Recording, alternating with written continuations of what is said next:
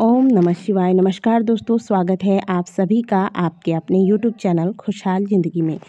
दोस्तों, यदि आपकी कोई बहुत पुरानी मनोकामना है जो पूरी नहीं हो रही है तो ये 107 पत्तों वाला उपाय ध्यान से सुनिएगा। आपकी कोई भी मनोकामना हो, इस उपाय को एक बार अवश्य करके देखिएगा। बस सीताराम आपको पत्ते पर लिखना है और फिर आप देखेंगे कि कैसे कि महादेव की कृपा से कैसे आपकी जो कोई अधूरी इच्छा है, कोई पुरानी कामना है, वह पूर्ण होती है। बिना इधर उधर की बातें किए पहले हम उपाय की तरफ जाते हैं। इससे पहले अगर आप हमारे चैनल पर पहली बार आए हैं तो चैनल को सब्सक्राइब अवश्य कीजिएगा, क्योंकि हम अपने चैनल पर इसी प्रकार के उपाय इत्यादि व्रत त्योहार के नियमों से जुड़े हुए वीडियोस अपलोड करते रहते हैं। साथ ही अगर वीडियो अच्छी लग जाए तो लाइक ज़रूर कीजिएगा।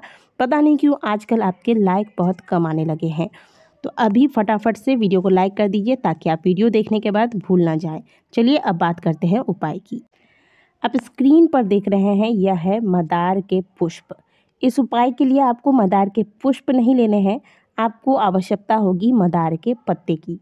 देखिए, मंदार दो प्रकार के होते हैं, एक सफ़ेद वाला मंदार, एक नीला वाला मंदार। तो आपको इस उपाय के लिए किसी भी मंदार के पत्ते की आवश्यकता पड़ेगी। आपको जो भी मंदार का वृक्ष मिलता है वहाँ से आपको पत्ते ले लेने हैं।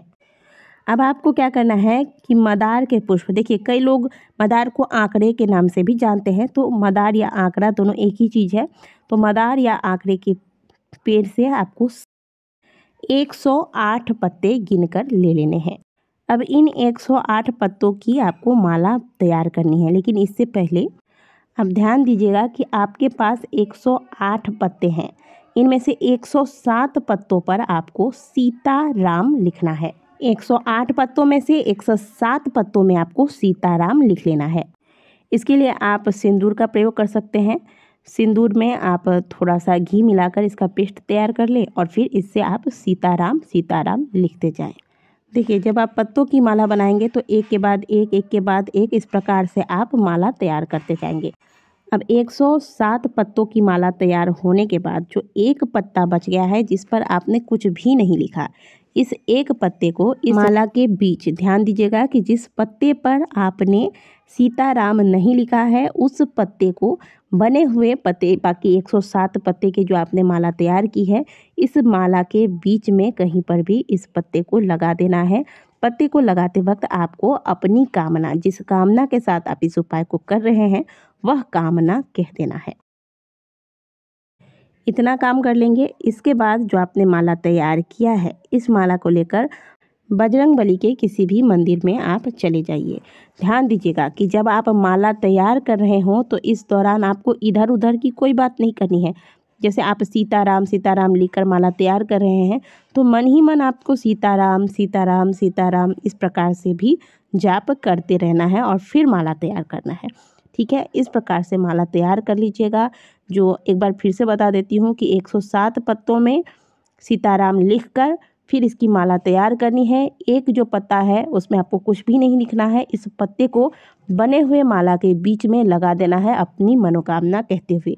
अब इस माला को लेकर हनुमान जी के किसी भी मंदिर में पहुंच जाइए, हनुमान जी को अर्पित कर दें। अब देखिए, ध्यान दीजिएगा कि महिलाएं ये माला आप बजरंगबली को मत चढ़ाइएगा, आप उनके चरणों पर अर्पित कर दीजिए और फिर अगर पंडित जी वहाँ पर हैं तो उनके द्वारा इस माला को बजरंगबली के गले में आप अर्पित करवा दीजिए, या फिर घर में कोई पुरुष सदस्य है तो उनके हाथों से भी आप यह माला बजरंगबली को अर्पित करवा सकते हैं। लेकिन क्योंकि बजरंगबली बाल ब्रह्मचारी हैं तो महिलाओं को बजरंगबली का स्पर्श नहीं करना चाहिए। इसका मतलब ये नहीं कि आप पूजा नहीं कर सकते, महिलाएं बजरंगबली की पूजा आराधना सब कर सकते हैं, लेकिन स्पर्श आपको नहीं करना चाहिए। ठीक है, अब जैसे आपने ये माला अर्पित कर दिया, इसके बाद एक घी का दीपक लगा दें। हनुमान जी को, क्योंकि लड्डू का भोग हनुमान जी को विशेष रूप से प्रिय है, तो आप बेसन के लड्डू या फिर बूंदी के लड्डू 2 लेकर जाएं। इसमें तुलसी के पत्ते रख कर हनुमान जी के सामने इसका भोग लगा दें। फिर वहाँ मंदिर में किसी कोने में आप बैठ जाइए और फिर थोड़ी देर आप राम भगवान के नाम का जाप कीजिए। श्री राम जय जय राम या फिर सीताराम सीताराम, इस प्रकार से 1 मिनट 2 मिनट जाप करने के बाद 3 बार हनुमान चालीसा का पाठ करके हनुमान जी को प्रणाम करके अपनी कामना कहते हुए वापस घर को आ जाइए। इस प्रकार से आप अगर इस उपाय को कर लेते हैं, 108 पत्ते वाले उपाय को, तो हनुमान जी की कृपा से, श्री राम भगवान की कृपा से, माता सीता की कृपा से आपके सभी अटके कार्य पूर्ण होते हैं। जो भी आपकी पुरानी मनोकामना है वह पूर्ण होती है। और ध्यान रखिएगा कि इस उपाय को आप जब भी करें शुद्ध सात्विक भोजन लीजिएगा, ब्रह्मचर्य का पालन कीजिएगा, क्योंकि बजरंगबली की पूजा में आप सभी को पता है कि बहुत इन चीज़ों का ध्यान रखना आवश्यक हो जाता है। ठीक है, तो आप शुद्ध सात्विक भोजन लें, ब्रह्मचर्य का पालन करें।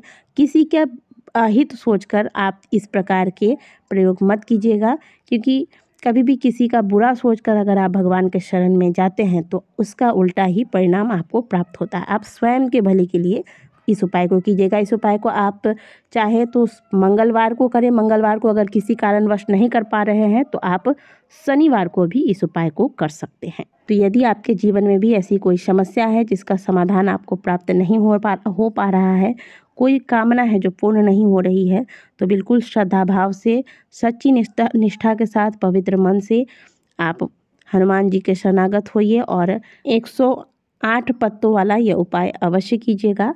शीघ्र अतिशीघ्र आपकी मनोकामनाएं पूर्ण होंगी। आशा करते हैं कि दी गई जानकारी का आप ज़्यादा से ज़्यादा लाभ उठाएंगे। वीडियो अगर अच्छी लगी है तो वीडियो को लाइक ज़रूर कीजिएगा और कमेंट बॉक्स में जय श्री राम अवश्य लिखिएगा। राम नाम लिखने से हनुमान जी प्रसन्न होते हैं और भक्तों की सभी मनोकामनाएं पूर्ण करते हैं। इसलिए राम नाम लिखने में कोई कंजूसी मत कीजिएगा। मिलते हैं आपसे अगले वीडियो में, तब तक के लिए ओम नमः शिवाय, जय श्री राम, जय बजरंगबली।